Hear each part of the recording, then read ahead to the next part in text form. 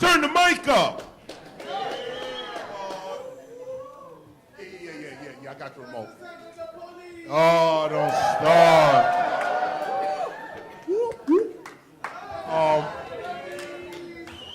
We got, well, you know what? While this starts, let me get right to the point. I'm about an hour late. And actually, let me move this a little bit.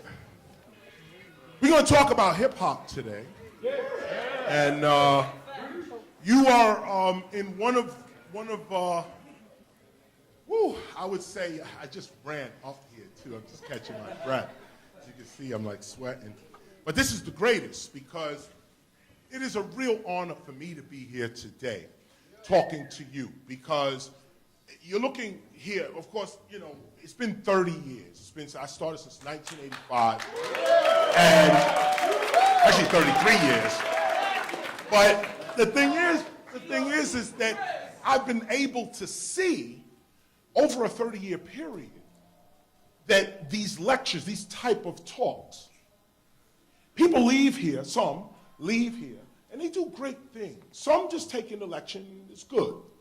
But every time I speak in a situation like this, you notice 10 years from now, 7 years from now, five years from now, that you will hear this lecture, we'll bump into each other in the supermarket, at the gas station, some show somewhere, and you'll say, yo, 5, 7 years ago, I was at the lecture right here. Are we getting it? No.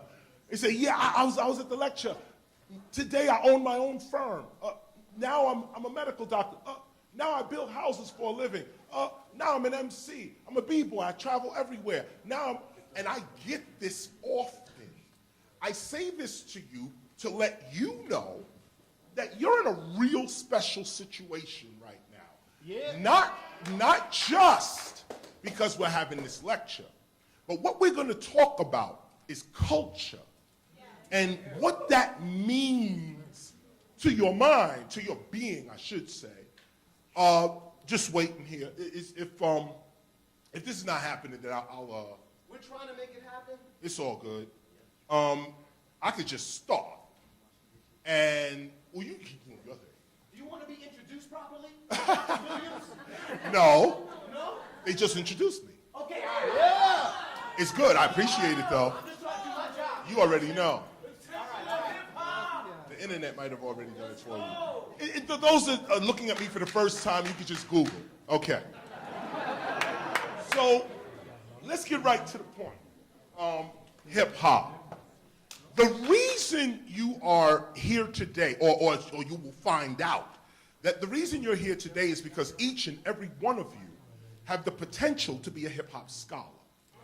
And obviously you being in this room today, it expresses your desire to know more about hip hop, what it's about, how it can be applied to your personal life. Walk out of here today, I'm gonna show you a few techniques. These techniques that I'm about to give you are the original strategies for hip hop. Hip hop has a lot of strategies today, 46 years later, starting from 1973, Cool Herc, 1520 Central Avenue in the Bronx.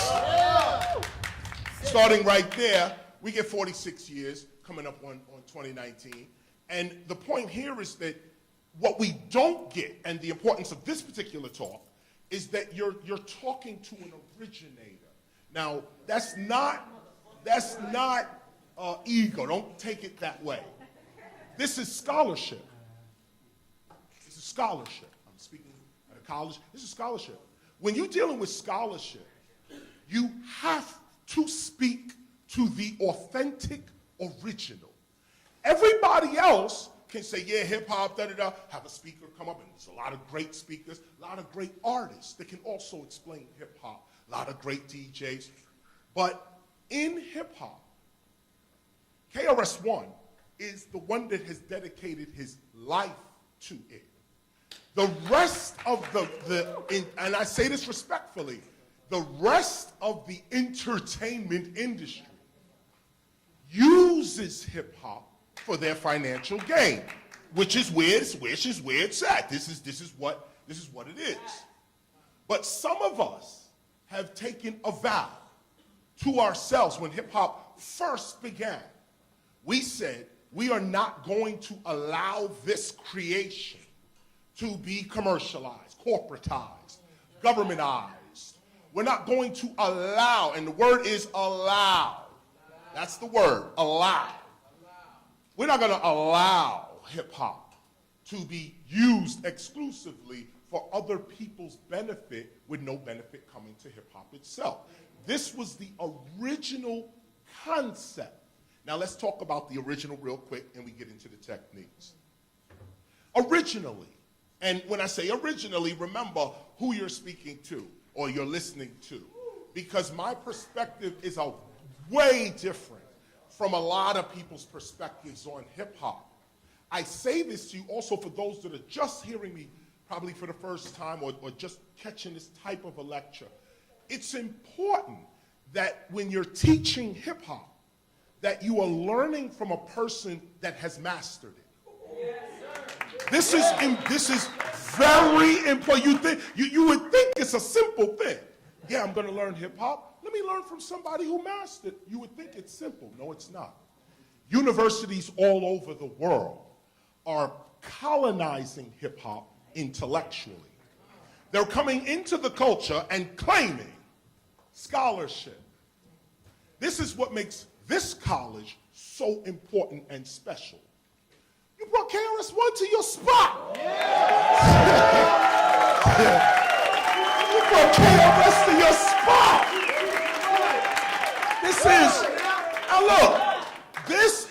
This is scholarship. Yeah. So make sure that when you leave here, you know what you just went through. Listen, everybody got an opinion, but the original, you see, this is what we forget. This is what when we go off. This is where we get sidetracked, when we don't have a foundation as to what it was. Now you can change that. You can modify on it. You can even discard the original altogether. But if you don't know what the original is, then you're like every other rapper you hear today on radio and television and the internet. They're lost. They're lost. And they're not lost because of themselves. They're lost because of their parents. Let's get into it. You got your PowerPoint up. Oh. Just not underneath. I got a flash drive going. Just tell me when to click. Oh, word. Tell me to click it right here, my man. Okay, you know what? Oh, good. Okay, you got it on two sides. Okay. Be set up.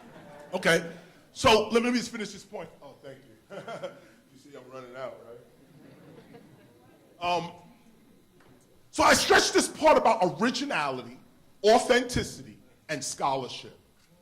Because after this lecture, you're going to hear others talk about hip hop. Some people have degrees in journalism. And they say, because I have a degree in journalism, I can teach hip hop. Because I have a musicology degree, I can teach hip hop. Because I have a math, because I'm a doctor, because I have a law degree, because I have every other degree, I can teach hip hop. This is a problem in the universities, that they claim our culture intellectually, scholastically, and really don't know what the culture is. It's just that students want to learn about hip hop, so the university's trying to make some money. They say, yeah, we got a hip hop course. But if you do not bring hip hop's first teacher to your college, to your institution, you're not dealing with scholarship. Now you could deal with, oh, thank you. Now you could deal with everyone's opinion, and everyone's opinion matters. Let me make that clear. If you hip hop and you make records, you break, you do graph, you're in the culture, beatbox. If that's what you do, right? You got to hang around people who are already successful at doing that. Hear now the lecture. This is the original, this is it. Take it, those that have ears to hear it, hear it. Original hip hop starts off with four core elements: breaking, MCing, graffiti writing, and DJing. From breaking, or break dancing, MCing, or rap, graffiti writing, aerosol art, and DJing, cutting, mixing, and scratching. From these core 4 elements, we get 5 other cultural elements. The core 4 elements are artistic elements.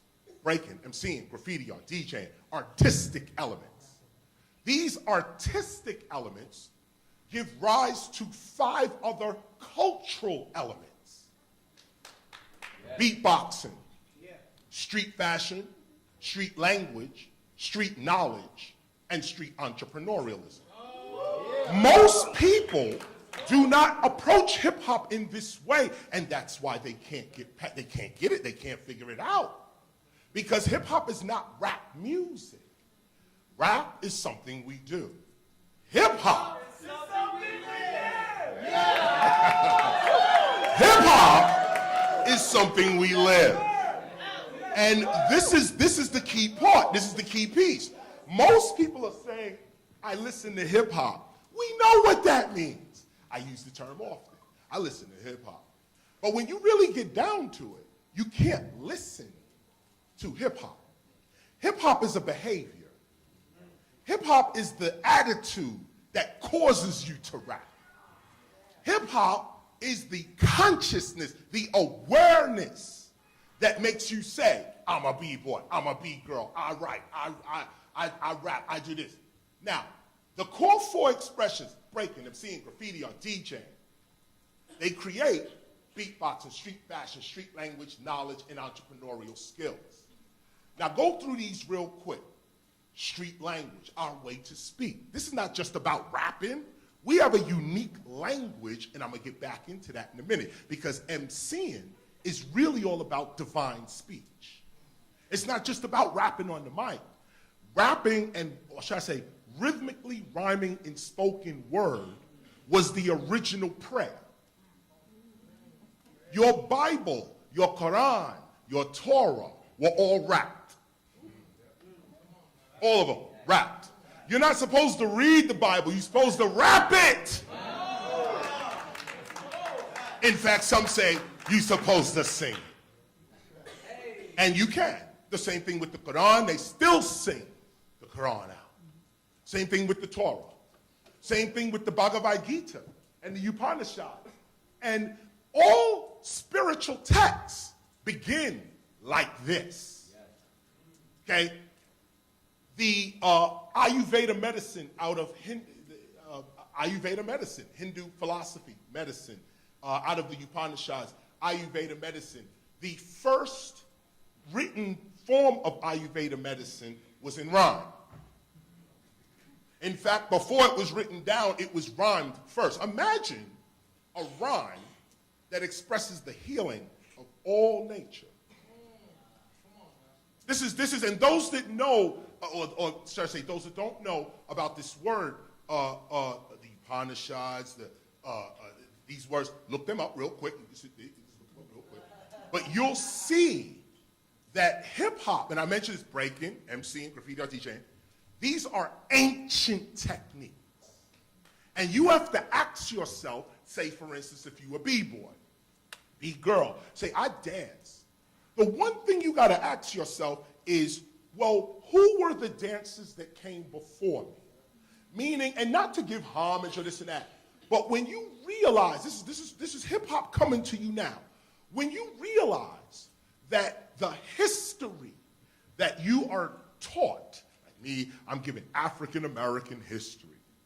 We supposed to come off a slave ship in 1619, Jamestown, Virginia, and 20 naggers were sold off of a slave ship. Now, this is proven to be a lie, of course, just so you know.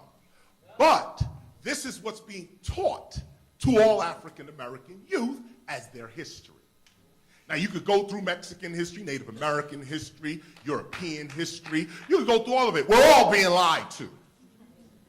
Everybody getting a fake history. Hip-hop comes and says, we got to get rid of your Christopher Columbus history. We got to get rid of that. We're just going to redefine ourselves. This is point number 1. The redefinition of oneself. 1973, we were 8 and 9 years old. I'm going to show you this in a minute. 1973, we was 8 and 9 years old. One of the reasons you listen to KRS-One right now is because when Kool Herc in 1973 brought his turntable system, he had a huge sound system, it was called the Herculords. And his name was Kool Herc, the system was the Herculords. He would bring this huge system out. When he did that in 73, I was 8 years old, my brother Kenny was 7. We lived across the street from him. When he came outside, first cutting up Apache and James Brown and Sly and the Family Stone and all of these records, we were amazed. We were 8 and 7 when hip hop started for us. Not teenagers yet, not grown folk yet, no. We was 7 and 8. And we were the older ones. Others, B-boys, B-girls, graffiti writers, MCs, DJs, they were 5 and 6. I'm gonna go slow real quick. They were 5 and 6.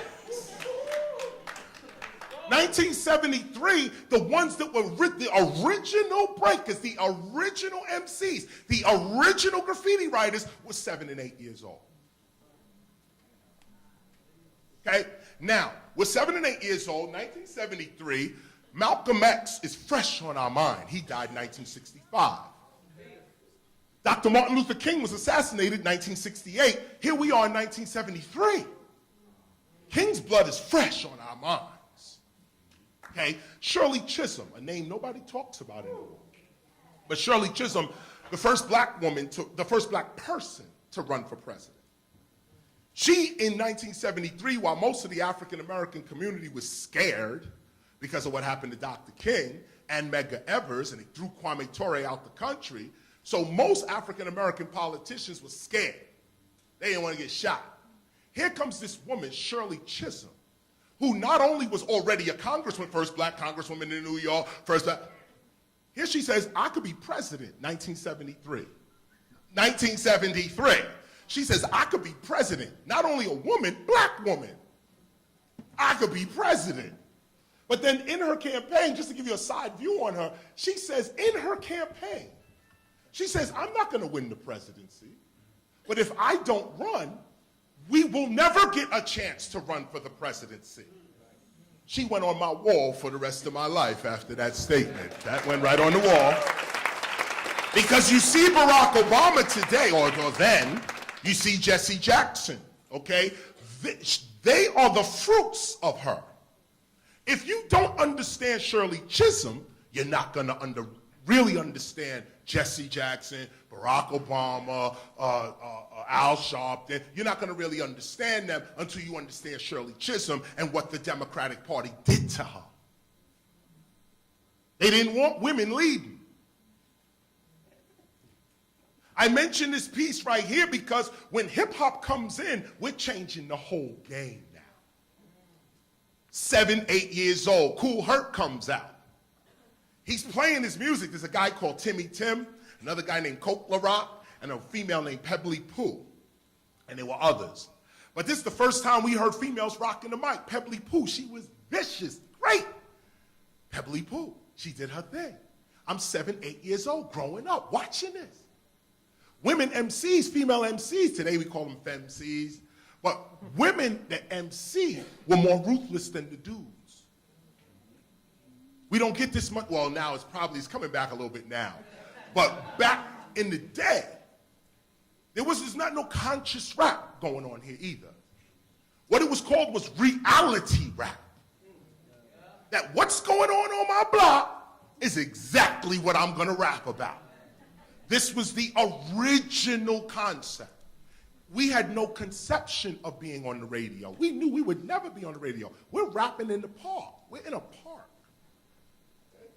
We're in a park. Rapping. We're like, we ain't gonna be in a... We didn't even ask the question. Like what I'm posing to you now is 35 years later. Imagine being 7 and 8. You have no conception of where you can go, what you can do, you just being you. We going out to the park.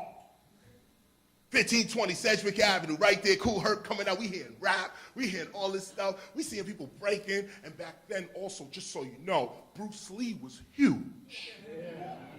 Bruce Lee, Wu-Tang takes their whole thing from that. They're preserving a piece of hip-hop's history that very few people talk about in these hip-hop history books. The Asian community was huge, specifically Chinese. And Bruce Lee, specifically.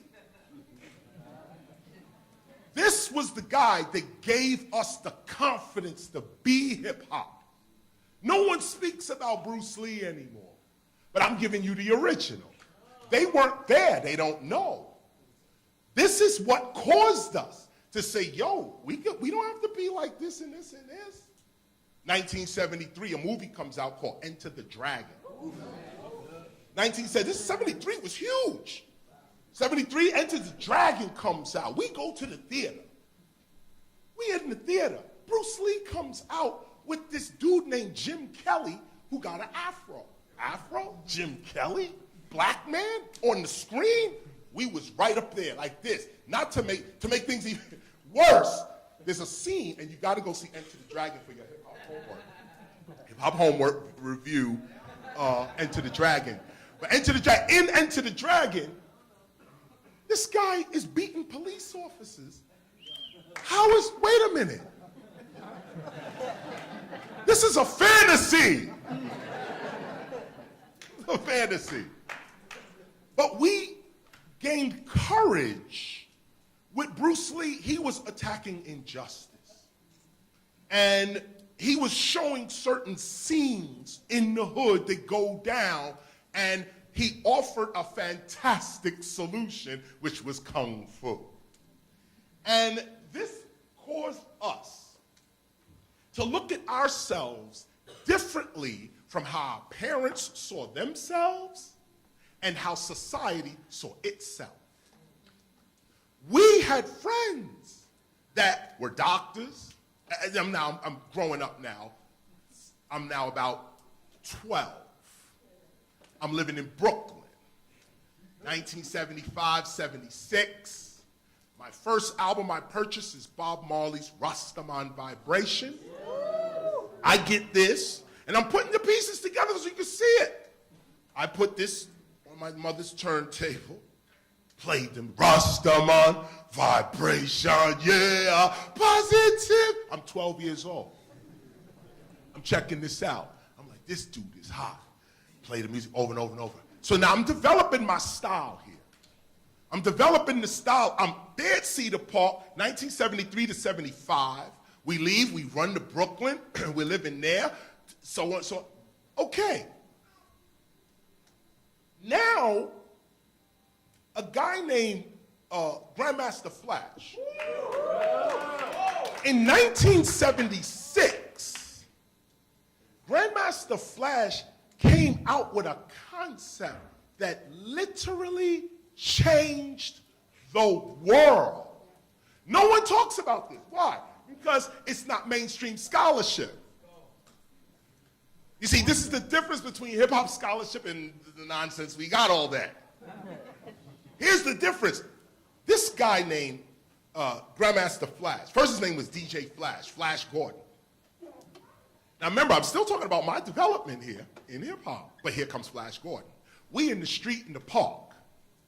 Every Friday and Saturday, the park would jam, boom, boom, boom, boom, boom, and we would all perform our rhymes, b-boy, break, this, that, and the other for about 2 hours, and then the cops would come and break up the whole thing. And they kind of kept it real with us, too. I can't front. Because there was a thing called the Police Athletic League, PAL, back in the days. And they were trying to really do something with us kids with this thing called PAL, Police Athletic League. It started out as a sports thing, and it was working. It was working. Families were sending their kids to the precinct to play basketball, to play baseball. Cops were coming out, playing with the kids. This was the Bronx community. There wasn't much police corruption in the Bronx. Everybody knew everybody, but that formed another kind of corruption. See, when everybody know everybody, there's no real law. It's all disgrace. It's all you marry son, so I'm gonna let you go ahead and slide with that gun in your waist. What? Oh, you Billy's child. So I was just playing golf with Billy. So just go ahead with that.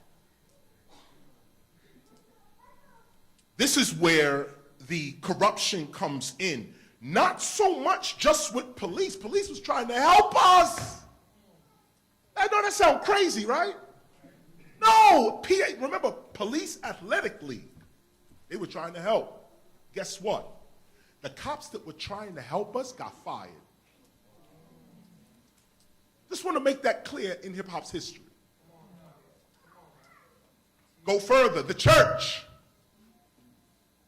Ministers were pouring out, teaching us the word of God, showing us these are real ministers.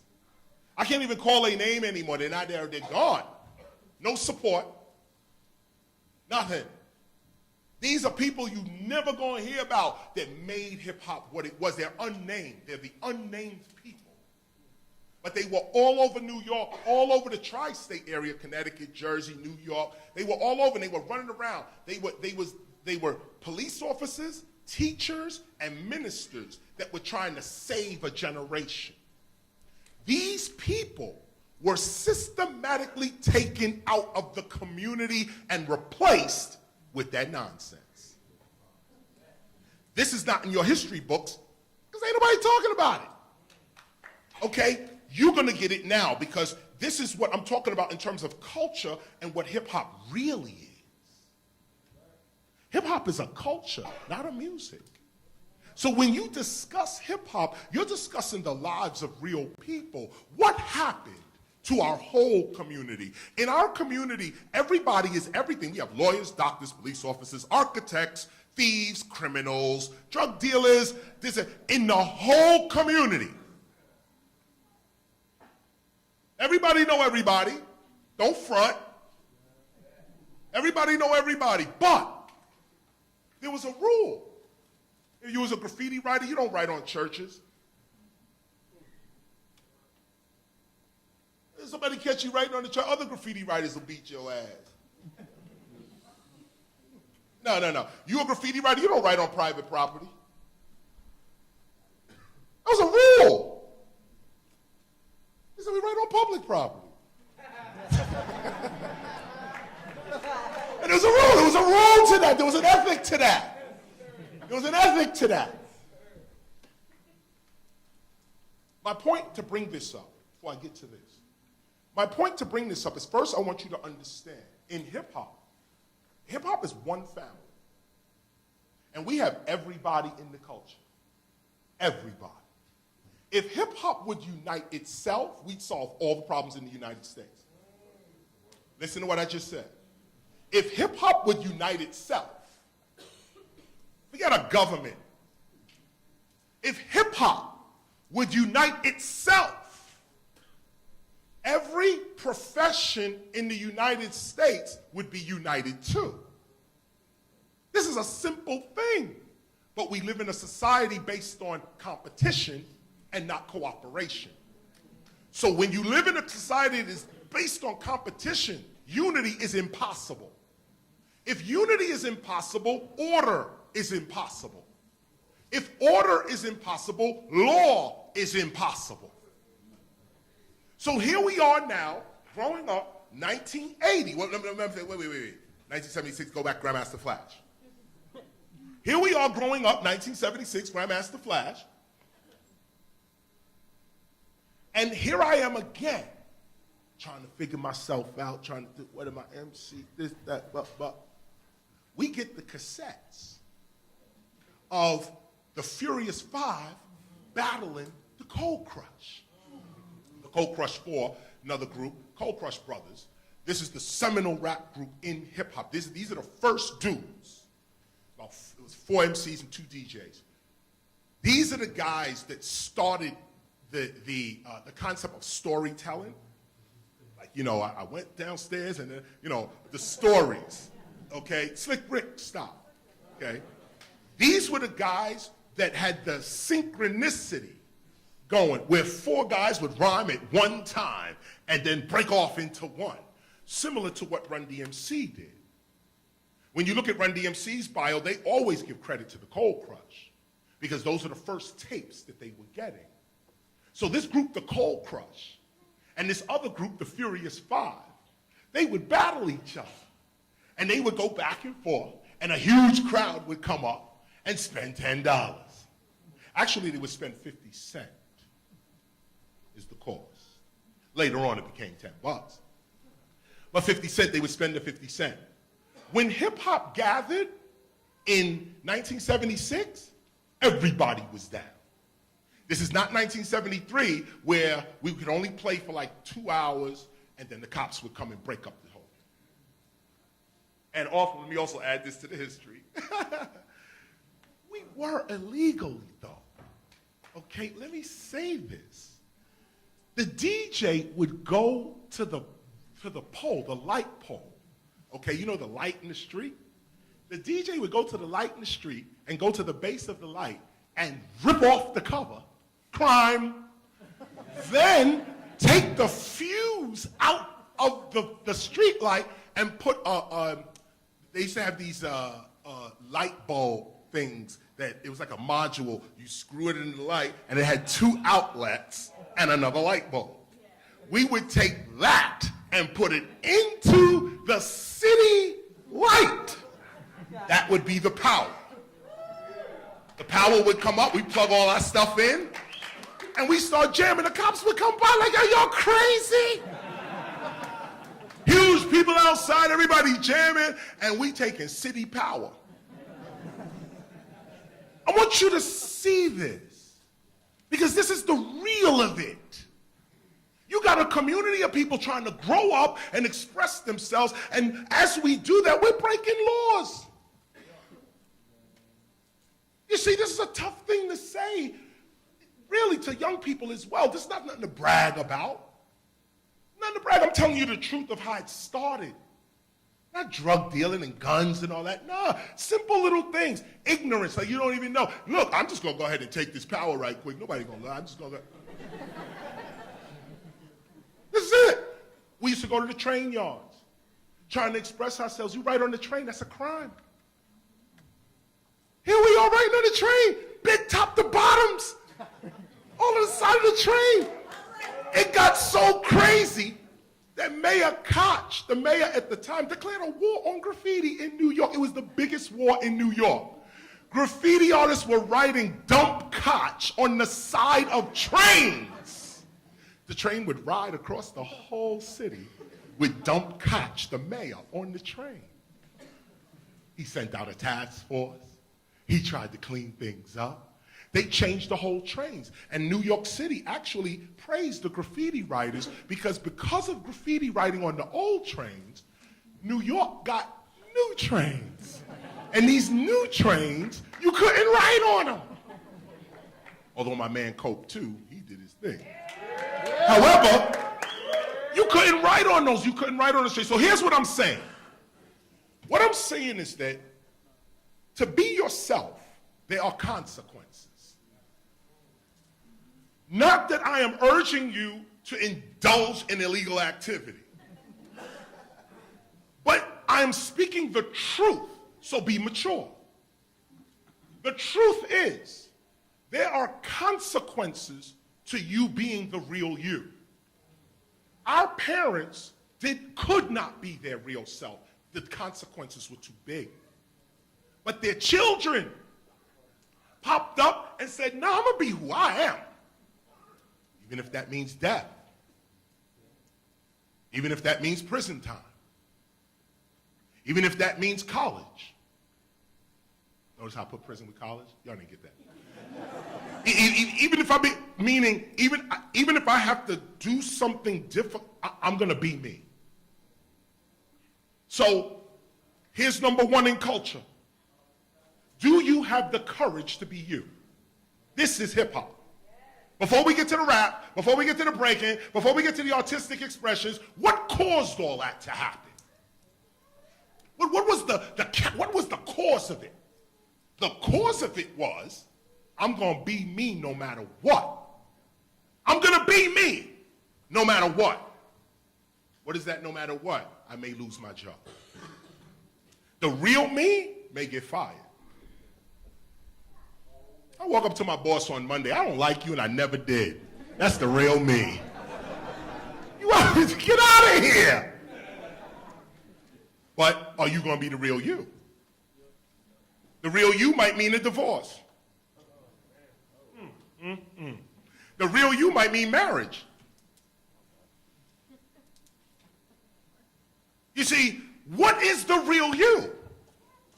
And whenever you get to the real you, you're going to notice that you're going to have some courage to be that person.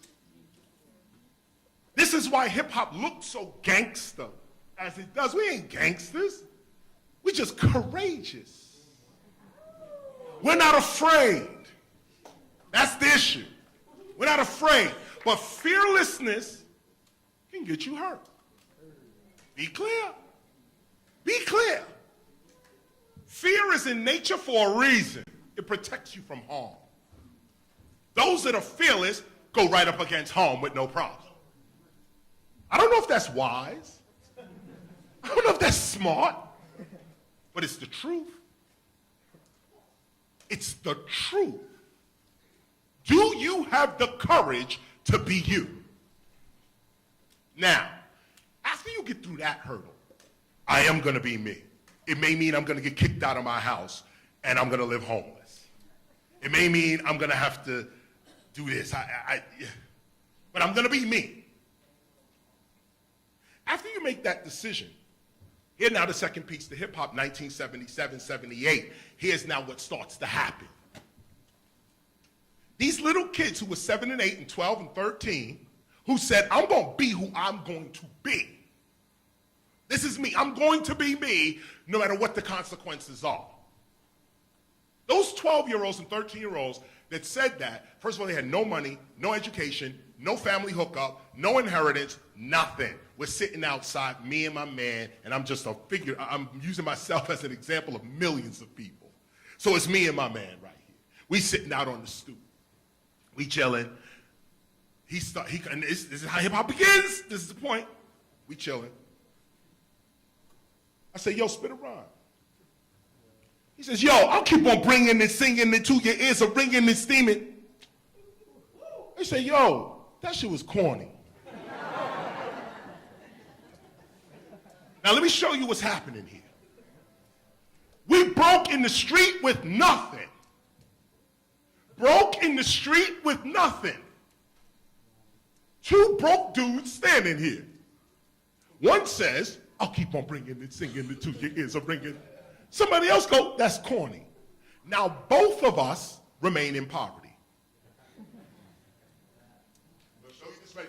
This is how we started. Here's the other side.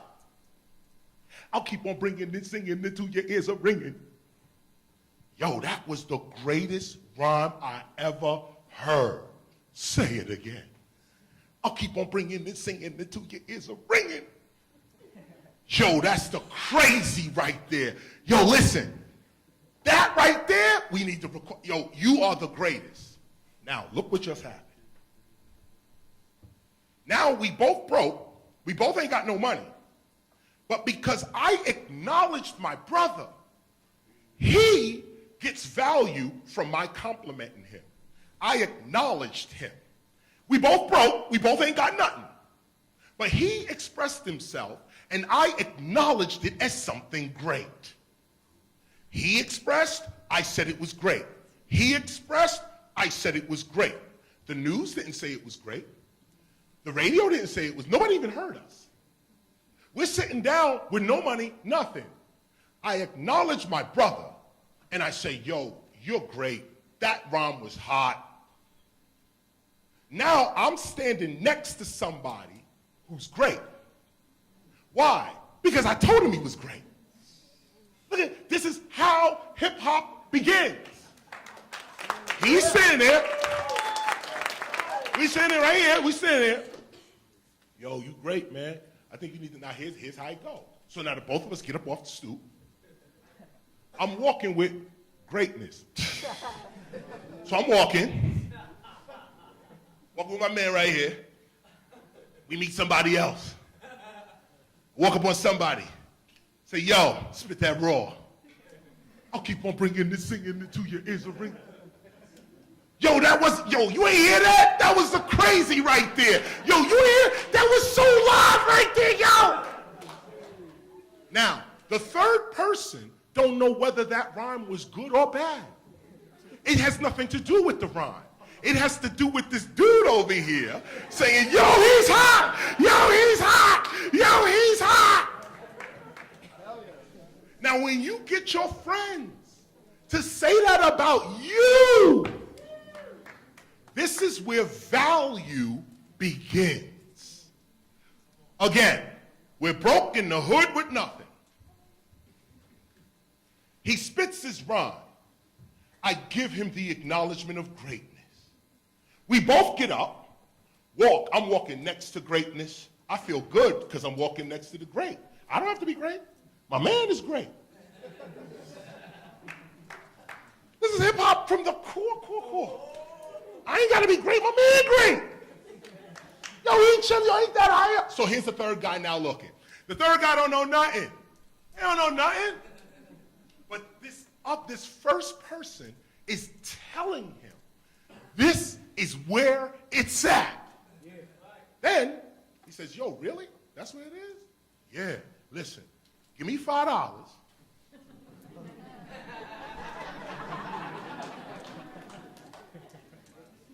This is how it started. So now the dude saying this is great, he go around the hood collecting $5. Believe this? The $5 was the tape. It was a cassette. Some of young people might not understand what I'm talking about. There was another module for music. And it went into a cassette record. Oh, man. This is back with rotary phones. Look, listen. The point is that we used to get the cassette. So we got the cassette, we put the cassette in, play the cassette. Well, let me go back a little bit, because I want to give you the math of this so that you fully understand. So back to the story. So I get $5 from this dude. He gives me the $5. Why? Because I said this dude is great. Now next week, he gonna be rocking right out here in the park. You want a front row seat? I'll make the tape for you right now. You want it? Yeah, give me $5. He give you the $5. Now the two y'all both broke with nothing. Now you got $5 because you said he was great. Now you got that $5, you and your man walking now with the $5. Y'all meet a fourth person. Yo, spit that raw. I'll keep on bringing this singing until your ears are ringing. Yo, you don't hear that? Yo, that's the crazy. This is my man right here. Yo, this is it right here. Somebody else be like, nah, I don't know about that. I don't know. That didn't sound too hot to me. Yo, you don't know what's going on, man, because dude down the block just gave us $5. I don't know what he gave you $5. Yeah, man, this dude gonna be the biggest dude. Where your $5 at? Next week, the party goes down, we make the cassette. I rap, but I'll keep on bringing this thing to the beat, yo, the cassette's made. These are people with no money, no education, no inheritance, nothing. All we're doing is complimenting each other. That's what we're doing. Complimenting each other. Grandmaster Flash says, I'm Grandmaster Flash. We go, yeah, right, yes, that is. Now, somebody else who's not part of the culture, he says, I'm Grandmaster Flash. They're like, okay. I don't even know what that is. I don't know what it is. I'm not part of that. I don't know what that is. A grandmaster. That bears no relevance over here at MTV. We don't know what that is. We don't care what that is. Culture, no, we don't. Okay, we don't care about that. But this is the point. So now, come back. You get this second point. First, courage. Do you have the courage to be you? Once you have the courage to be you, you start complimenting your friends. You start accepting compliments from your friends. Grandmaster Flash and the Furious Five used to battle the Cold Crush Brothers with DJ Tony Tone, Charlie Chase, these are the DJs, and we used to get the cassettes. Grandmaster Flash had no money whatsoever. When he was called Flash Gordon, he was a regular DJ, like everybody else. He was a DJ. And the DJs back then used to have two turntables. Actually, they had to have two entirely different DJ sets. Like, you had to have one set here and another set here. And let me do it this way. You had a turntable on top, equalizer, amp, and probably that's about 2 or 3 amps sitting on top of an equalizer, sitting on top of your turntable. Then you had the other one, you had another one, turntable, equalizer, amps, and thing. So when a DJ had to go from one turntable to another, they had to turn down one and turn up the other. It was 2 entirely different sets. This is how Kool Herc used to do it as well. He would turn down one set, turn up another set, blending the 2 sets together. When Grandmaster Flash came, first of all, he was a messenger. Wow, you can hear me like this, right? Do I need this mic for the camera, though? Yeah. Okay, I probably do. So Grandmaster Flash used to work at a place called Crantex Fabrics.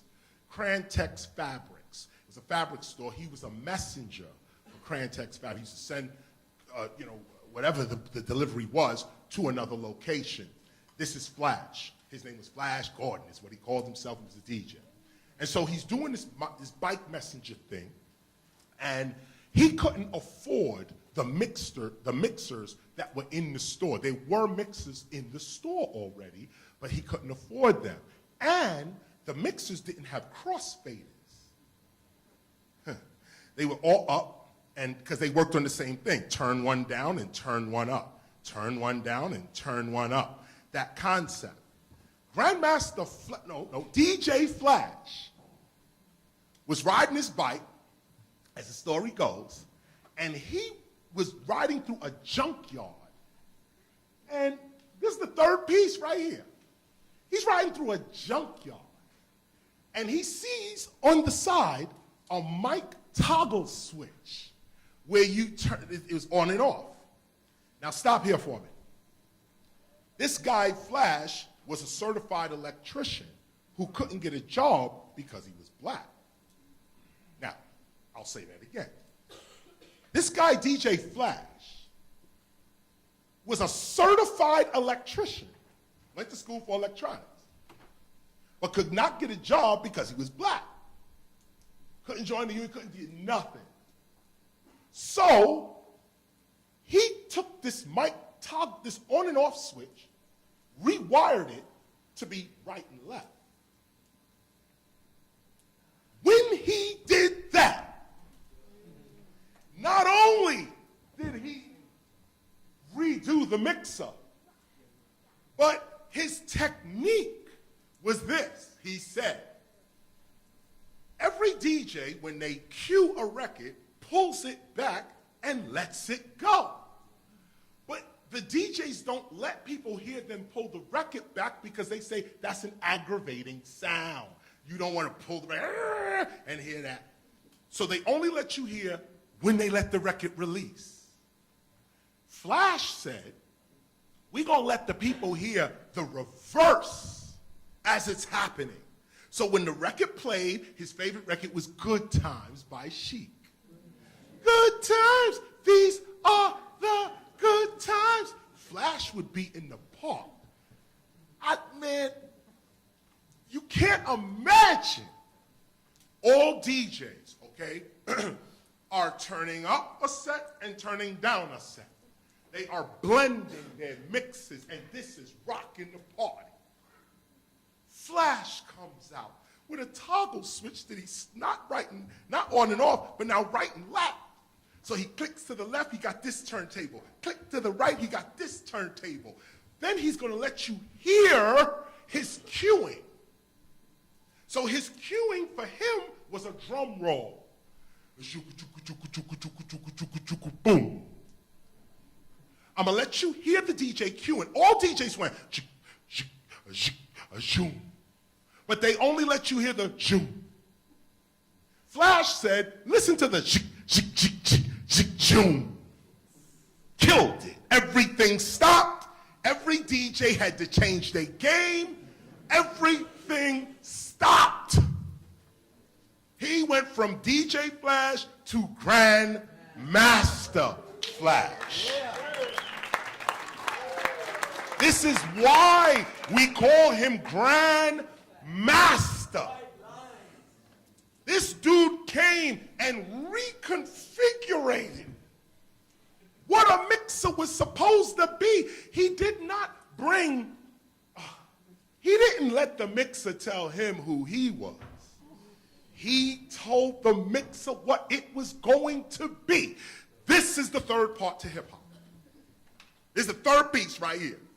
Grandmaster Flash, his experience. Listen to what I'm trying to tell you right now. And I'm going to go deeper with this because this is the value right here. The value is Grandmaster Flash, a certified electrician, used his inner sight, his creativity, to look at a piece of matter, look at an object, and instead of allowing the object to tell him what it was, he made the object into his own consciousness. You got to hear, you got to understand this part. When you're broke and poor and have nothing, how do you get rich? Not how do you get money, how do you get rich? First, you have to start complimenting your friends. Second, third, the first was courage, but third, here's what you do. I got this towel. I've been wiping my face with this towel. Here's an example. I've been wiping my face with this towel through this whole lecture. This towel was worthless. Okay? You could probably get 10 of these towels for $10. Worthless towel. But the stories that you tell about anything is going to determine its value. Nothing in nature is valuable. The only thing that's valuable is the story being told about the item. Listen to this, because this is what we discovered to create the culture. Nothing has value. Every price tag you see out there is really, it's fantasy. What is a diamond worth? It's a rock. We put a story on it. That's what makes it worth something. So, here I am with this towel. I'm broke, I'm homeless, I have nothing. But let me change that real quick. Even though I'm broke, I'm homeless, and I have nothing,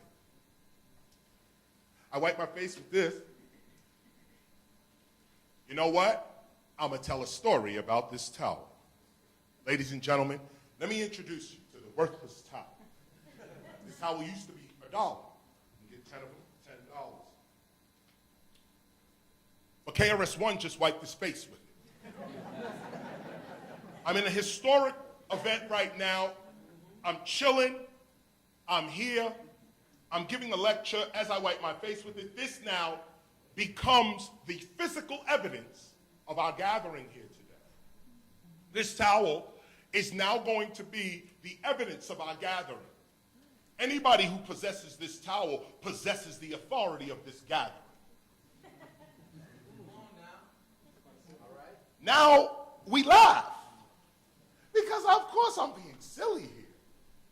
But am I? How much you think we can get on eBay? Now look, I want you to look at this because this is real knowledge. How much you think? How much you think? Look, the cameras are recording me right now. There's witnesses in here. Wipe it again. How much you think we can get? The 2 G's. I'll keep on bringing it, singing it to you. Yeah. You get 2 G's. Yes, On on a worthless towel? Well now, start applying that sight to everything. Nothing is valuable or valueless. The story you give items is going to determine their value, starting with yourself. When you say your name, how you say it? With pride. We say it now, but no, people don't say their name with no pride. Yo, man, what's your name? Bill. Nobody, what's your name? I'm Mary. This is lowering your value. People with no money, no skill, nothing, hip-hop originals. They say, yo, what's your name? Yo, my name is Super Bill from up the hill. Yo. Hold up. Listen, I'm broke with nothing. I have no money in the pocket, no inheritance, no education, but ask me a question. Yo, what's your name? What you about? Yo, my name is Knowledge Reigns Supreme over nearly everyone. They call me the Blast Master. Yo, this began our wealth. Not a record company. We was already paid when we signed to them. They came to us because we were valuable. No corporation gonna come and give money to something that ain't valuable. They came and they saw our value and wanted to be part of it. Not exploit it. They wanted to capitalize. That's right. That's the correct word. They wanted to capitalists wanted to capitalize on our talent. And guess what? We wanted to. Oh yeah, come on, come back to my man over here. Yo, this dude is the greatest rapper ever. Now he's saying it now, years later. The same dude is saying this to Sony. They're saying this to RCA, Warner Brothers, the major Atlantic Records. This is the technique. My man is great. You don't believe that? My man is hot. You don't know that? Yo, we gonna be up the block next week. You ain't coming? We walking this way. Are you coming? We broke, have nothing. I keep saying, we have no money. We have no inheritance. We have no education. We have nothing. All we have is each other. And we manipulated each other. I call you king, you call me queen. Now we walk out with value. And if you stick to the king and I stick to the queen, can nobody tell us out there nothing. So I called myself the MC. Somebody else said DJ. Somebody else said B-boy, B-girl. This is where the value starts. What do you call the things in your environment? Do you say they're worthless? Do you say, oh, this is something? You go to your home, you say, oh, this table is horrible. I don't like this table. I wish I had another table. Now, that could be your real feelings. But if you apply your hip-hop psych to it, you would say, man, this table is horrible. I need a new table. Go online and say, yo, this table is the greatest table ever. Let me show you about this table. This is the table that I made my first cake on. I made the cake on this table. My mother gave me the recipe. I never wanted to use the recipe until I got the table. When I got the table, I put the bowl on the table. I put the eggs on the table. It reminds me of great times. Would you like to buy the table? $500. This is what's being sold. Oh, this is Amazon. This is everything. This is everything. The story being told. The next time you watch television, don't watch the product being sold. Watch the story being told. What the story? What's the story? So, have the courage to be you. Compliment your friends. The people around you. Give them power. Because if you disrespect the people around you, or you call them idiots or stupid or they not talented, and you still gonna walk with them, what does that make you? No, every time you walking around, you're the next person you see, yo, I think you the greatest. And mean it. I honestly think you the greatest. Now I'm giving you that. What you gonna do? Compliments are the beginning of wealth. A good reputation is the beginning of wealth. Nothing else. Good reputation, mastery of skill. This is where you get money. Anything you master, you're going to be rich from it. The problem is people don't master nothing.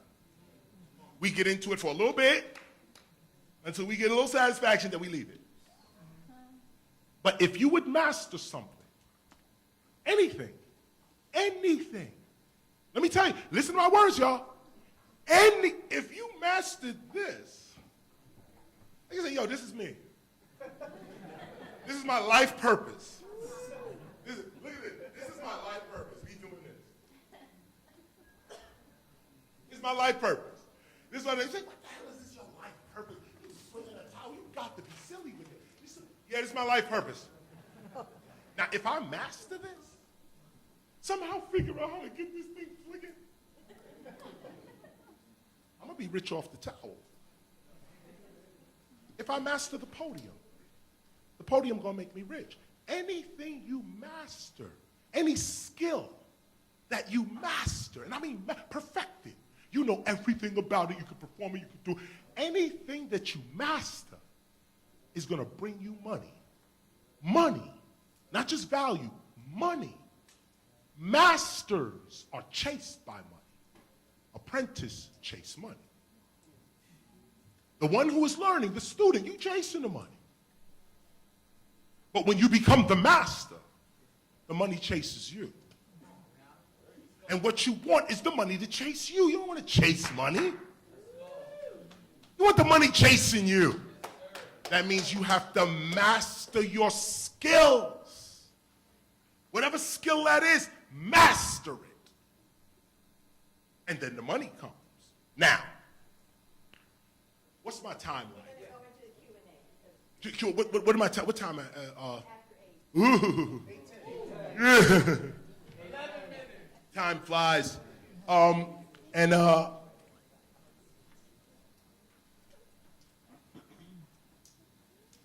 We got the show promoter here too. He said we can push the show back. Oh.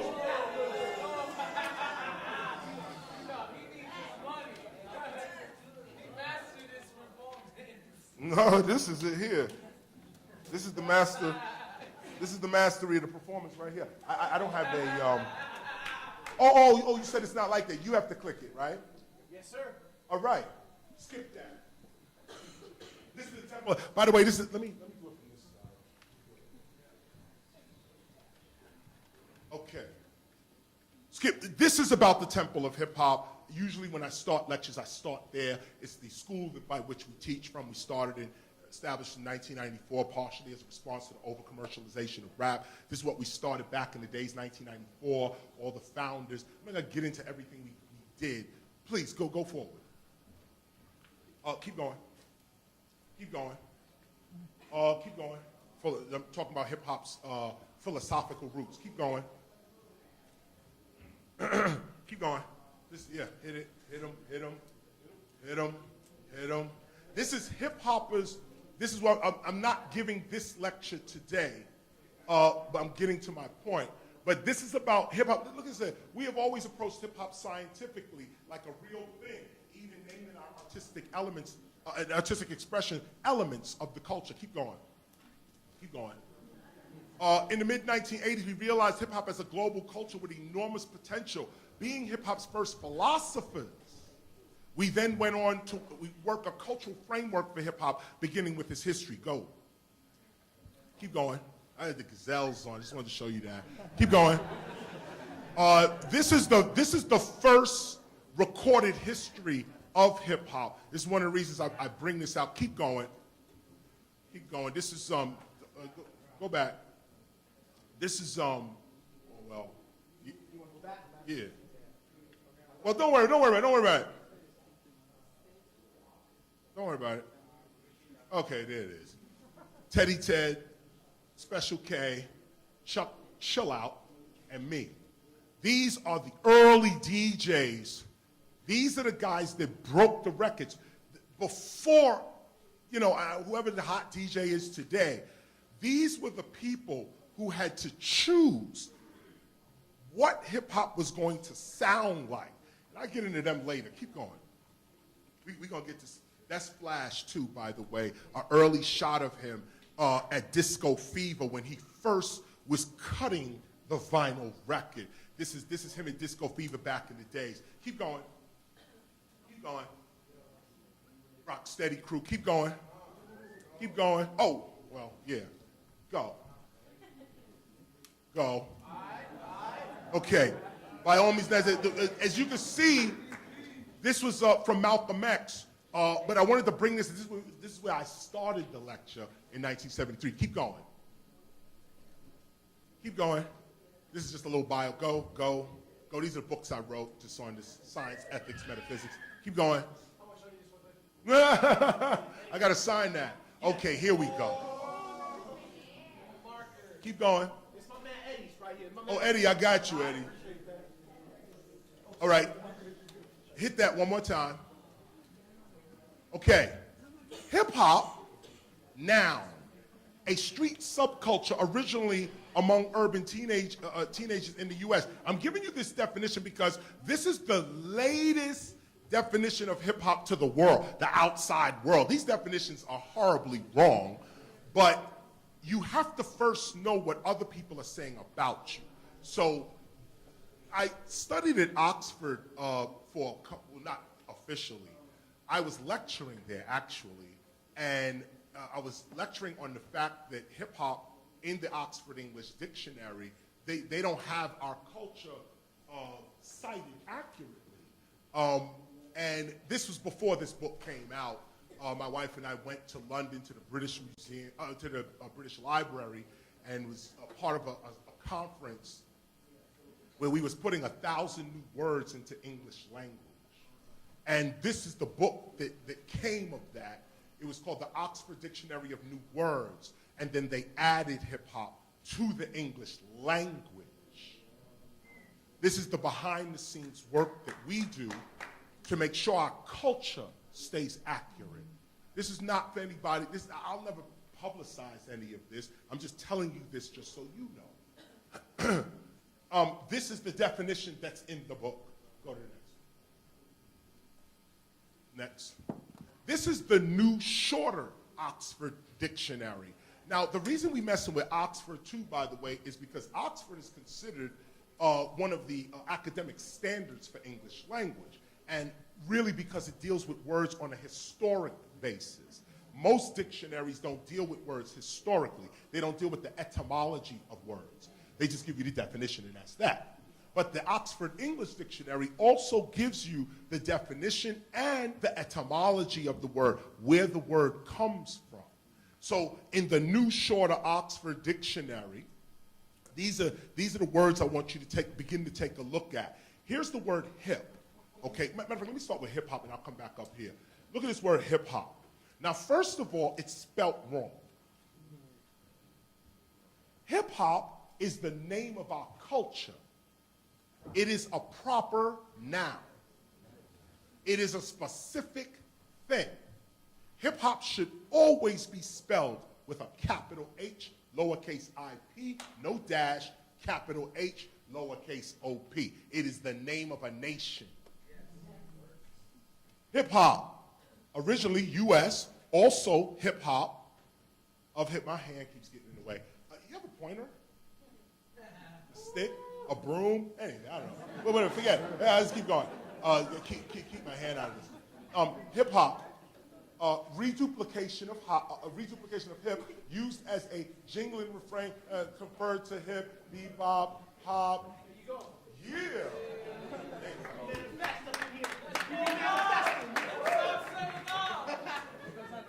Oh, you got to swing up right now. Yeah, that's what I need. This here, take Bebop, hip, the music associated with a young people's subculture of Black and Hispanic origin, compromising rap music, graffiti art, breakdancing, and a distinctive style of dress, etc. I mentioned this to you before. The other 5 cultural elements of hip hop. This is the latest definition, and it's a correction. It's more accurate, but not as accurate as it should be. This part here is very important. A young people's subculture of Black and Hispanic origin. Let's make sure we see that. Let me make sure we see that. So I want you to see this, because this is where our culture really started from. This was the combination that actually started the culture. Black kids and Hispanic kids, Latino kids and Black kids getting together started the culture. Now, and of course here, a distinctive style of dress, etc. That's that language, knowledge, and so on. They just put etc. And keep in mind, they know this because I lectured this at Oxford University and King's College in London. So they were there, and they still chose, by the way, to still not go along with what real hip hop is saying it is. They still got to do the scholarship thing and colonize our culture. Meaning that instead of taking our perspective of who we are, they're putting their perspective of who we are on us. So every time we say, we ain't that, they say, yes, you are. Hit it again. This is the Oxford English. This is the compact edition of the Oxford English Dictionary. The words in here are microscopic. You need a magnifying glass to see the words in here. Every word in the English language is in this book. Those of you that are students, try to get a copy of this. They go for like $300 used. But if you could get this, a wealth of knowledge is in this. All MCs, in my opinion, should have an Oxford English Dictionary. This right here gives you the history of English words, which is what you want. Go to the next one, please. So here's hip hop in that book. The word hip hop, this is not our culture. This is the word hip hop in English language, okay? It's the reduplication of hop with alternations of lighter and heavier vowels, drip, drop, tip, top, z, dib, with hopping movement with successive hops. So to hip hop means to, okay? This is English language. Now, the word was first used in 1672 by George Villiers. And he was the Duke of Buckingham, and it was a part of a play. And in this play, in 1672, this is the first time the English language is getting this word hip-hop. It says, to go off hip-hop upon this occasion is 1,000 times better than any conclusion in the world. I gad. And I gad means to go off wandering without any aim. So, the next one. Thus, while he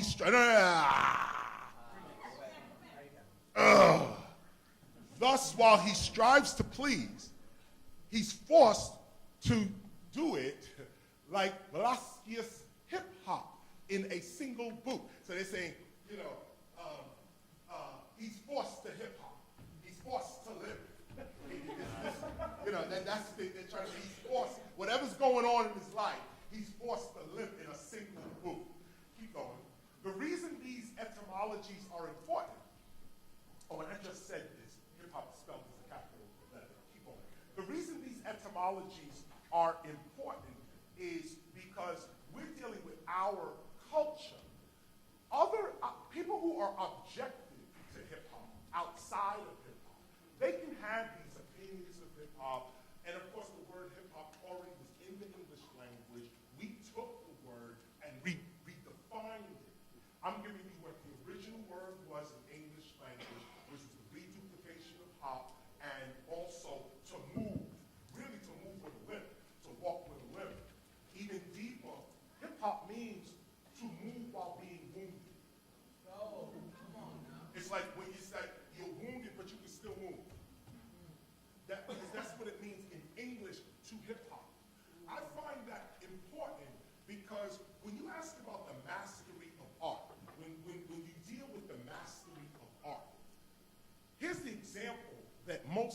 scholars use to say what is mastery of art.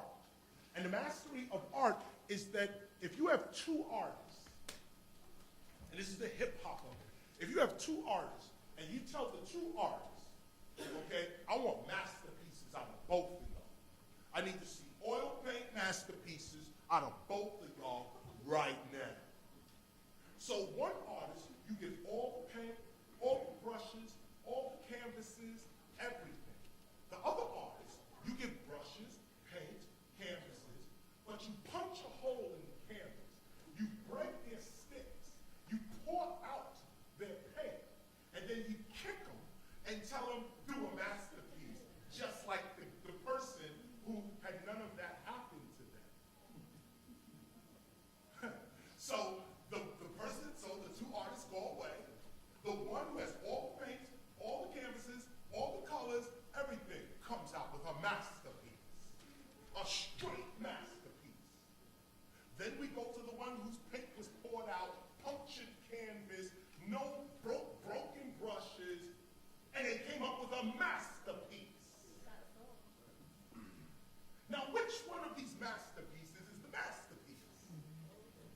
The one who had everything and made a masterpiece, or the one who had nothing and still made a masterpiece? That's right. This is the meaning of your culture. You had nothing. In fact, everything was taken from you, and you still created hip hop. So you gotta ask yourself, when you are wounded but still able to move, one artist is using two hands. The other artist got one arm broke, using one hand, one arm again, and comes up with a masterpiece just like the one who had everything. This is the meaning of hip hop. This is the meaning of it. When you hip hop, it means you may damage me, but I'm still gonna come out with a masterpiece. You may break my brushes, you may put holes in my canvas, but I'm gonna make that hole in the canvas part of the whole artwork. Yeah, that's right. This is hip hop. This is the culture.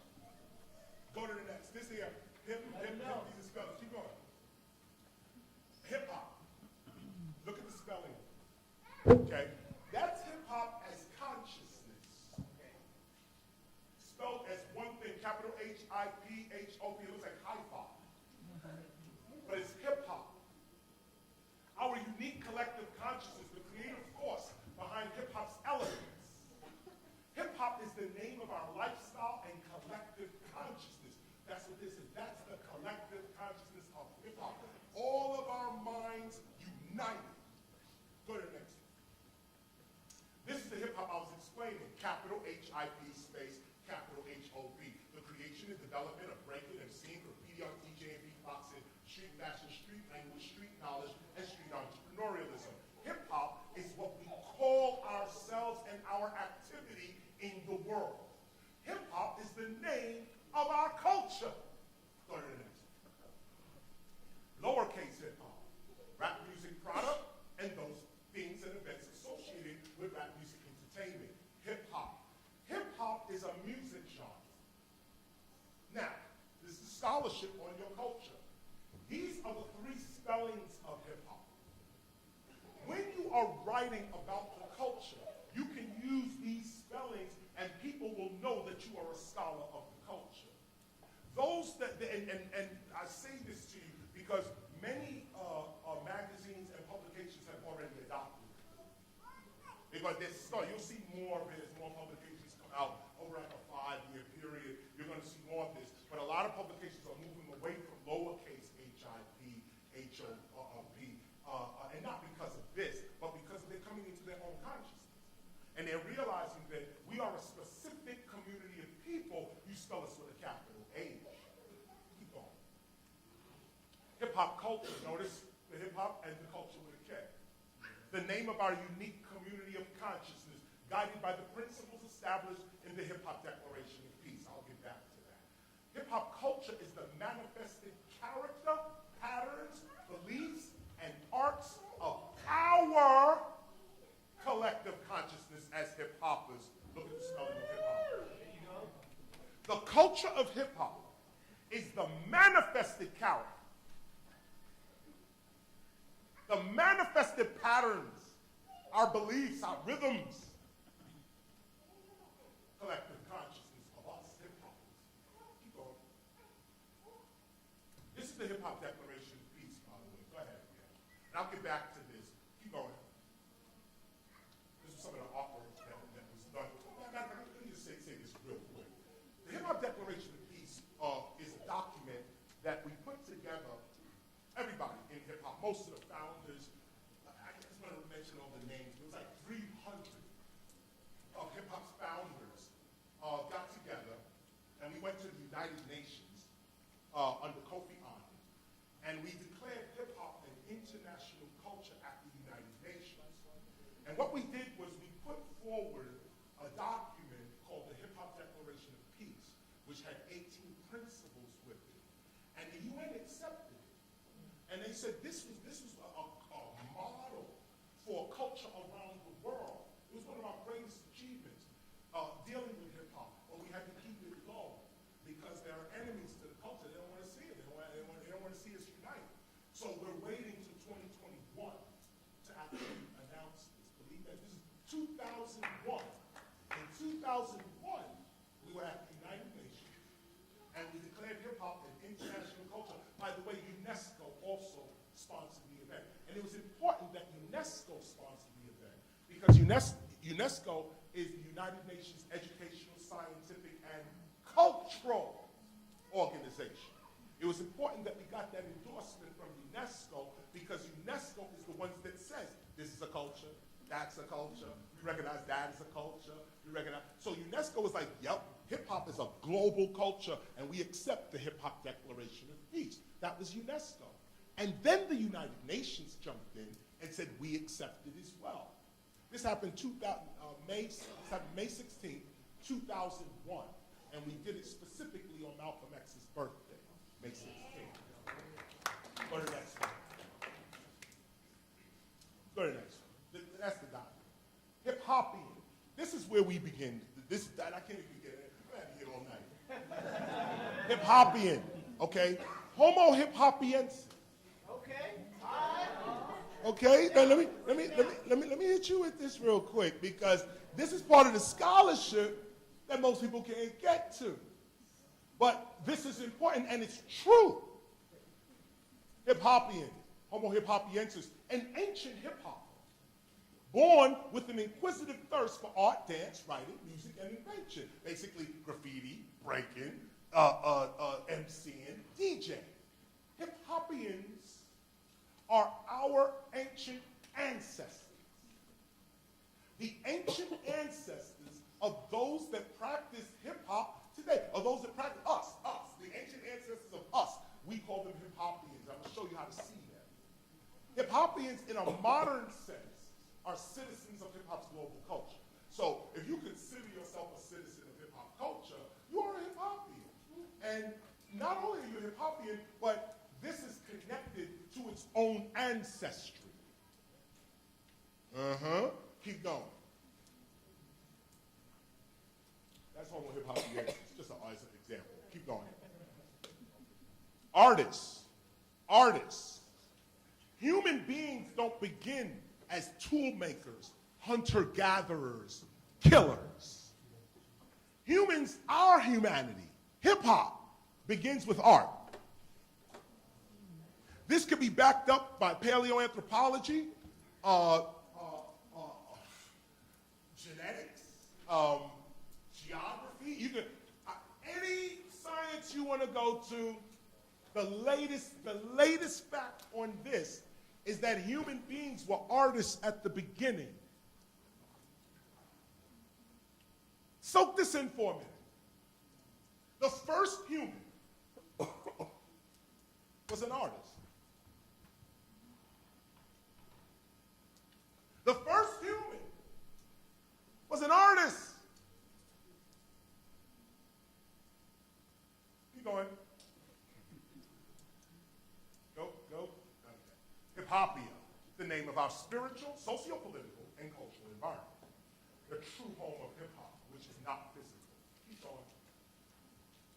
When most people think of hip hop in its early days, that's me and Kenny.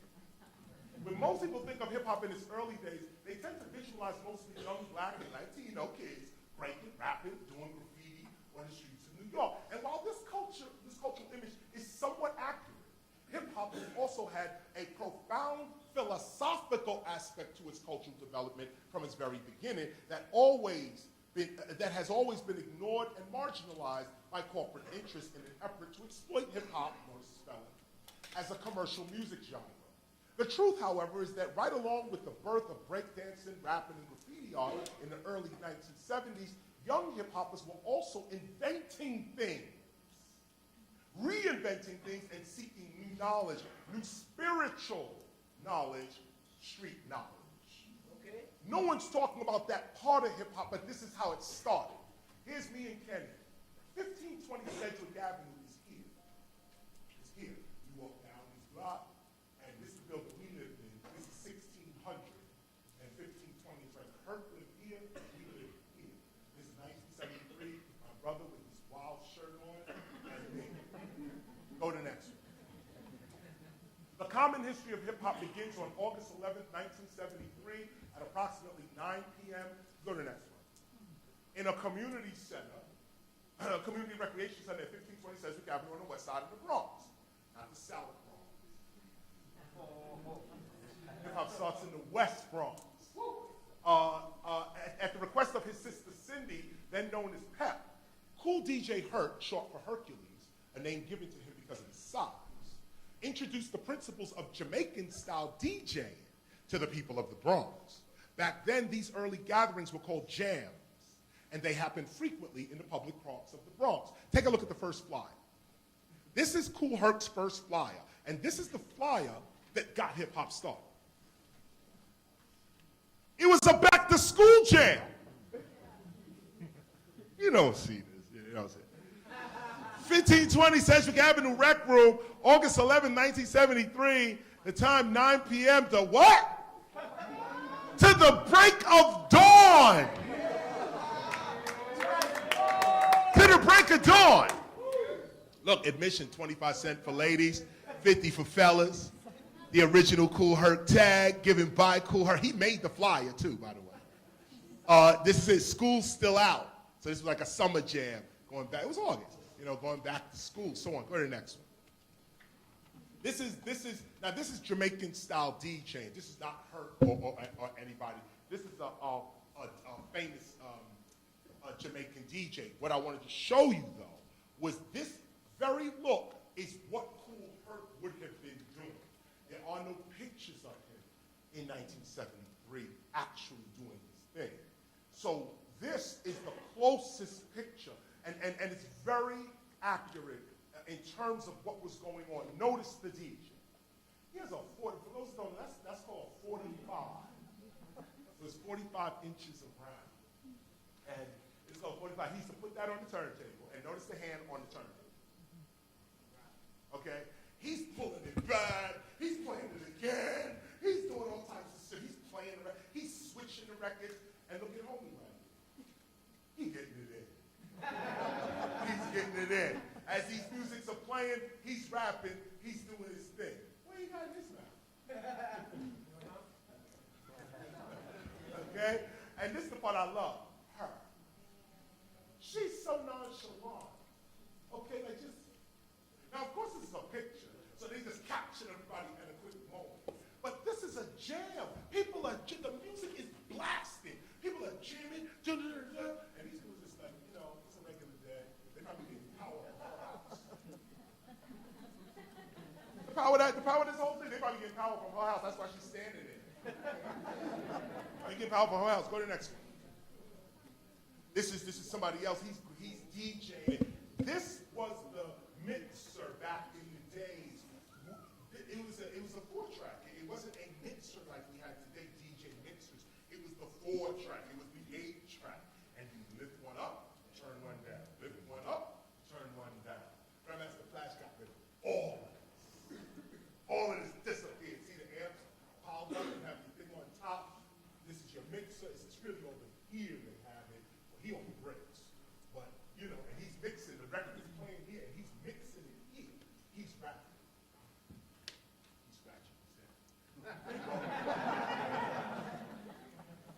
With no permits or security other than the community respect, Kool Herc would focus on playing the instrumental breaks of certain records in a DJing and MCing performance he called the merry-go-round. This is what he used to call them. He used to blend the music together, and he said, "We're getting ready to go on the merry-go-round." And it went like this. He said, "Rocking with the rockers, jamming with the jammers, Kool Herc, Herc, Herc, Herc, Herc." And when everybody heard that, we knew the merry-go-round was about to begin. And when the merry-go-round begins, it means he's only going to play the instrumentals of the records. He's only going to play the break of the record when the merry-go-round starts. And he would start with, "I want to bust the flow," James Brown. A 1, 2, 3, 4, hit it. And right there, 7, 8-year-olds, 9-year-olds would be out there, boom, breaking, head spinning, popping, doing all types of craziness when the merry-go-round started. Go to the next one. B-boys, DJs, graffiti writers would congregate around Kool Herc's enormous sound system to do their freestyle go-off dances. That's what it was called before it was called breaking. It was called the go-off. And you could hear some of this in a record by a guy named Spoonie G. And the record goes, from the north to the south, from the south to the west, to the east, to the north. Come on, Spoonie G, go off, go off. And he goes, "Yes, yes, y'all. That, go off, go off." That didn't mean for him to rhyme. That's what people used to say for people to dance. To go off meant to dance. Go off dances, spit some raw rhymes, and hear the recordings of soul singers like James Brown. Go to the next one. And an amazing bongo band with their song Apache. That's James Brown. Keep going. That's one a rare picture of James Brown as a b-boy. James Brown is where the original breakers got their moves from. This is where it all begins. As Kool Herc says, this is the A1 b-boy. James Brown. We only know him from his music because we don't discuss culture. When you discuss the culture, he ain't a musician, he's a b-boy. He was doing these moves. He on grass, you know. Look at his shoes. Look at his shoes. Look at this dude. And he's having fun. They chill. They like, yo, look at his face. He can't believe this dude is splitting like this. And look at Pops. Don't care. He rides the dog. Check the ride. You know what I'm saying? That's James Brown. According to Grandmaster Kaz, who was part of the Cold Crush, Pee Wee Dance, Busy Bee, and other, let me stop for a minute. Grandmaster Kaz, Cold Crush. Pee Wee Dance was part of Kool Herc's group. And Busy Bee is Chief Rocker Busy Bee, one of the greatest MCs ever. This is the guy who rhymed with Lovebug Starsky, who came up with the term hip-hop. Okay. Lovebug Starsky used to say, a hip, hop, a hibbit, a hop, take a look at your arm and check your watch. Let's do it. That was, well, he's not here now, but that was Busy Bee and Lovebug Starsky. Keep going. I didn't even read that. Kool Herc's first party for his sister Cindy, August 1973, 1520 Sedgwick Avenue Community Center, was so successful that it graduated Herc from off the walls as a graffiti artist, a graffiti writer, because Herc was a graffiti writer first before he was a DJ, and onto the turntables as a DJ. Go forward, please. Forward. This is just a picture, just somebody breaking like that. He would organize a few more jams at the 1520 Community Center where he lived, but it was just too many people for the community center to hold, so Herc took his huge sound system, the Herculoids, outside onto the playground park position between this and now. Already went over that. Go ahead. This is where I lived, Riverview, 1600. When Kool Herc first began to play music in 1520, 1600, playground is a playground like over here.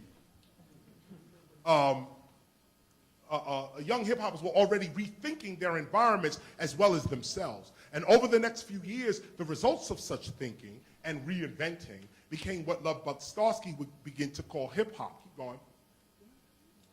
Between 1973 and 1974, breakers, MCs, DJs, martial arts, graffiti artists, and activists of all sorts would be in attendance at Kool Herc's outdoor jams. It was here in this playground park, we're standing in the park right now. That's the park where hip-hop started. It's only a snapshot, and it's not a good snapshot because these pictures were taken randomly. Like in 1973, my mother's taking these pictures of us in Cedar Park in 1973. This is a pole. If you were there in the Bronx, there's stairs that are going down, and you would walk down.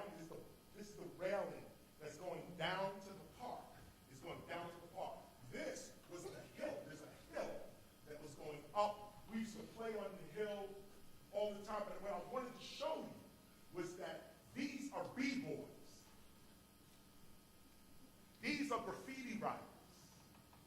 This is what they look like. This is what all of us look like. No ice, no gold, no diamonds, no nothing. That. Go to the next one. Teacher, we have 5 minutes before Q&A. Okay, no problem. So then you know what? Go. Keep going. Keep going. Okay, keep going. This is me in the fall. Keep going. Keep going. Go ahead. Keep going. Keep going. Go. Go. Keep going. We went through this. This American Heritage. Keep going. This is what I want to get to. Wow, I won't have 5 minutes though. But I wanted to talk about HIP real quick. HIP 1 is your hips. Okay. HIP 2, HEP. Okay. Hip is hip. This is what I want you to see. Slang. What is it to be hip? Keenly aware of or knowledgeable about the latest trends or development. To be hip, very fashionable or stylish, perhaps from the Wolof, and not perhaps, it is from the Wolof. Wolof, hippie, H-I-P-I, happy, to open one's eyes, to be aware. That's what hip means. Go to the next one. Oxford English, keep going. Hip. The word hip in hip-hop means keenly aware, to have knowledge of, to be informed, and to be up to date, even in style and fashionable. Hip, in a social sense, can mean keenly aware of what is new and in style. Hip comes from the ancient African hippie cat, meaning one who is attuned to one's environment or one whose eyes are open. This word hippie cat, believed to have been spoken by the Wolof people of Africa, became the common African hippie, meaning to know or to be aware, which was then popularized through jazz culture as hep cat, and later as hip and as hep, both meaning keenly aware and in style. Here, the word hip is applied to hip-hop as a form of knowing, a kind of intelligence, and again, being keenly aware. Go. This is hip, from the Oxford English, hip, to render hip, to inform, well-informed, with it, okay? Going to the etymology of it, this is 1920 here, he is still hip over the second girl. Yeah, this is what I want. Hipness, condition, quality of being hip. Go to the next one. Yeah. Look at this. This is hip. This is in the etymology of the word hip. This is how people are using the word hip. Hip. Wise. Sophisticated. Anyone with boots on. That's slang. Black on black. I'm a hip cat from way back. Rhyme. And look here. I'm a hip cat from way back. Okay? Rhyme. 1946. Their hypness bubbled out of brute, scramble, sweat, and living. And look at this. Their hypness bubbled up out of the brute, scramble, and sweat of living. We did it because we thought it was hip or smart. These are all the words. The correct word is, this is interesting to me. The correct word is hip. It comes from a story of a fisherman warning young fishermen never to wade in deep water without hip boots on because they would run into trouble. So when you hear the words, I'm hip or I'm booted, it's said to let you know they have no fear of trouble or that they understand what shape happened.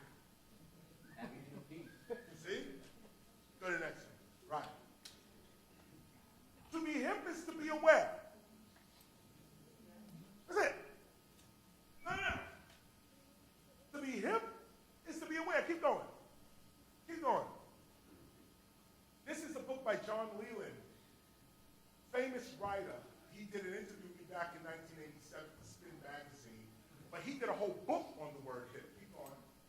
Here's what he says. Keep going. Yes, keep going. Okay, Clarence Major, in his study of Juba to Jive, a dictionary of African American slang, traces the origins of hip to the Walla bird hep, to see, or hippie, to open one's eyes, and dates its usage in America to the 1700s. So from the start, from the linguistic start, hip is a term of enlightenment, cultivated by slaves from the West African nations of Senegal and coastal Gambia. Keep going. This is the wild hall. Keep going. This is some of the this is some of the language, African words, okay? And I'm not gonna have time. I know I'm going over, Simone. Yawke, that's, imagine, the original word was Yawke, this in Afro-American word, okay. We think okay is English, it's not, it's African. We think hip, look, hippie, hip, aware. A cot is a cat, a person. Oh, wow. You see, these are African words. This is what they translate in African American language, and this was the meaning. For the next one. Hop means the action of hopping, or short springing, leaping, especially upon one foot. Hop has also been associated with dancing as well as an informal, non-ceremonial party, a jam. But generally, it pertains to hip-hop. As it pertains to hip-hop, hop means to move by leaps with both feet or by one foot as opposed to walking or running. Hit it again. Hit it again. Hit it. Now, to spring a short way up the ground or any surface, this is, just take a look at it, okay? Just take a look at it. Now, what I want you to see here is in the English etymology of hop, you see hoppian.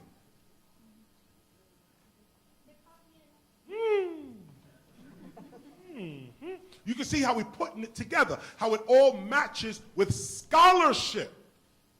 Not just your opinion, yo, this is hip-hop, no, that's hip-hop. Oh, no, it's that, Let's get over here.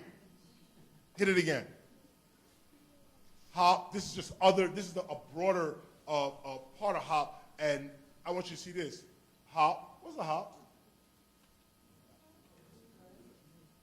One of the old English definitions of hop is a policeman. So what we want is a hip cop.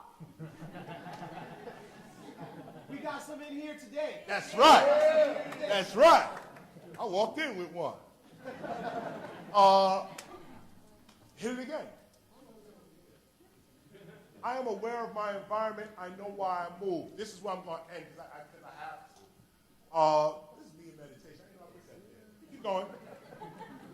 Together, hip is a form of awareness or intelligence, and hop as a form of movement or springing upward. When associated with hip-hop, literally means intelligent hip movement, hop.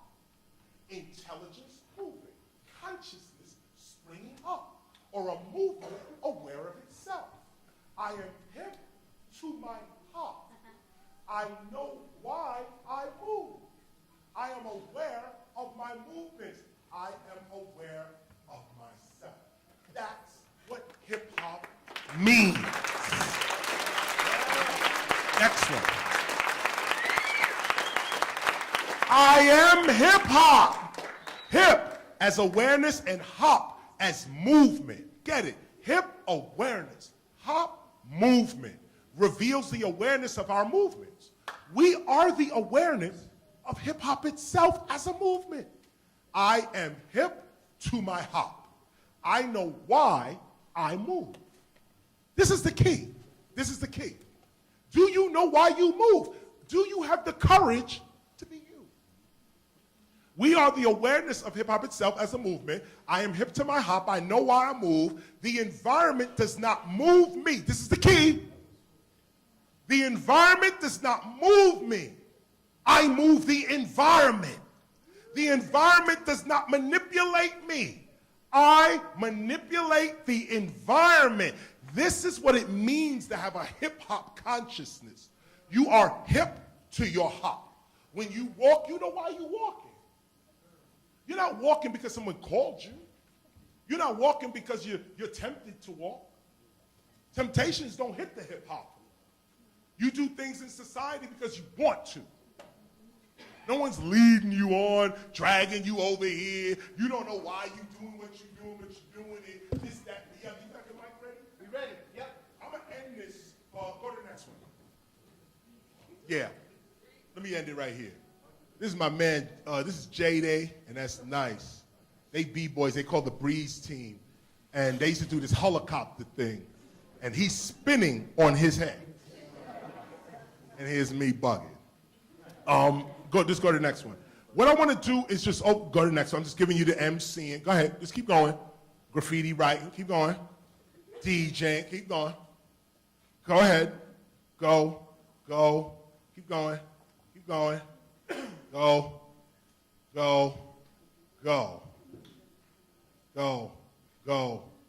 I'm showing you the culture.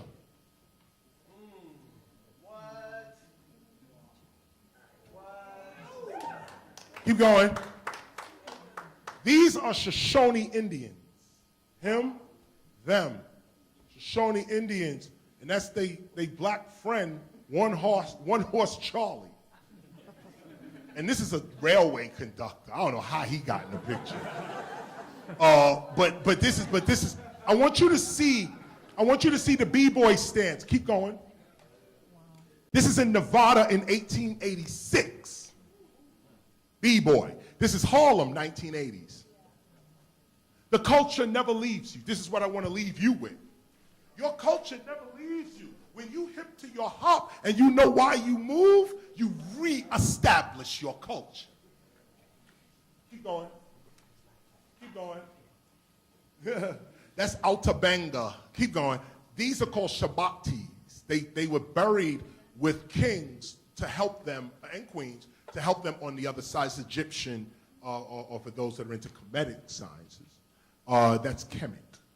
Growing up hip-hop, I want you to see this. Rare picture is a white dude right here, probably Irish or Greek in the black community. Latino dude right here, probably Puerto Rican. Boricua. And of course, some black dudes. And look at them, they all friends. This was a common scene in early hip hop. And notice the ages. I showed you look at the age.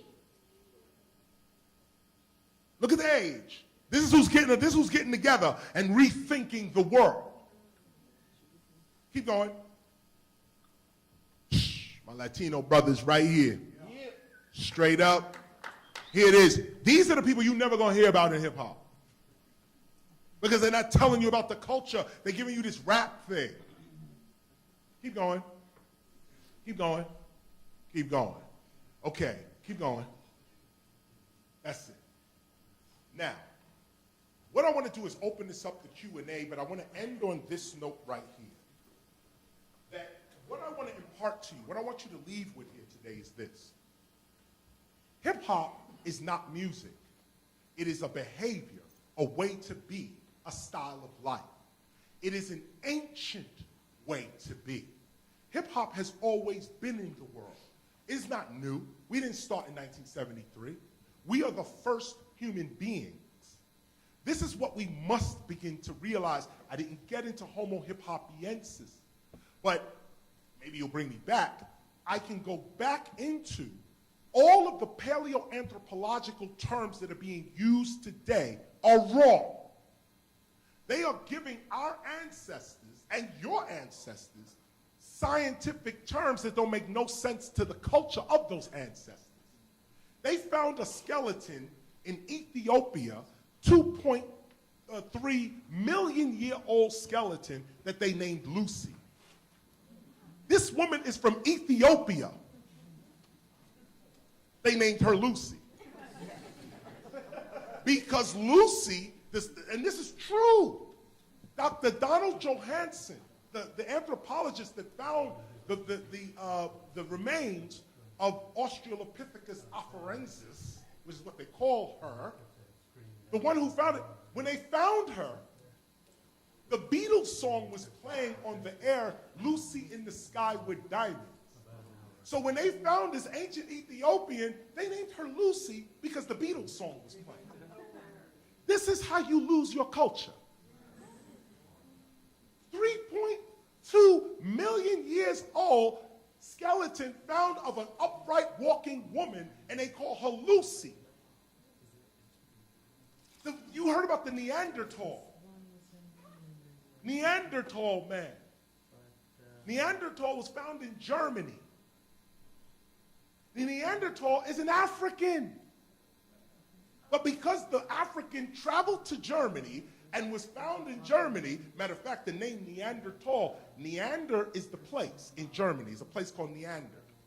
Tal is the valley. Tal means valley in German. Tal, T-H-A-L means valley. So Neander, the place, Tal, valley, man. Neanderthal man. The Neanderthal man is an African. But we ain't gonna know that because they renamed him. Now, he don't have to be Neanderthal. You can call him Homo hiphopiensis. The name would be just as correct or just as incorrect. No one knows what these people called themselves. So why don't we give our ancestors our own name? I can go into Homo heidelbergensis, Homo florenziensis, all of the ancient anthropological terms that are given to your ancestors are wrong. And when we begin to address this, meaning that we are hip hop, we don't have to have an American history to define ourselves. We don't have to have, let me go deeper.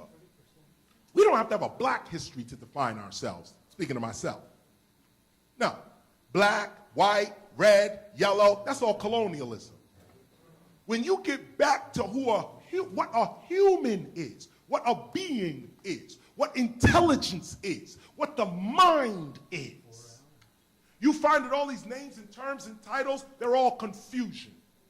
What we need to do is look at ourselves for who we really are and be courageous enough to say, I am hip hop. And when you say that, suddenly your environment's gonna change, like it did for me. Broke with nothing, living homeless. I said, my name is Knowledge Reigns Supreme over nearly everyone. I'm the teacher of hip hop. Tell them. Now, I ain't go to school for that. I just said it and manifested it. This is what hip hop is all about. I want to thank you for listening to me today. Thank you. Thank you. Thank you. We're gonna run out of here and get to the show. Thank you, my friend. We're gonna run out of here and get to the show. But before I leave, I'm gonna jump down. If y'all wanna take a few pictures, we'll spend like 10 more minutes. Last 10 minutes, take some photos as I walk out the door. Get the phones out.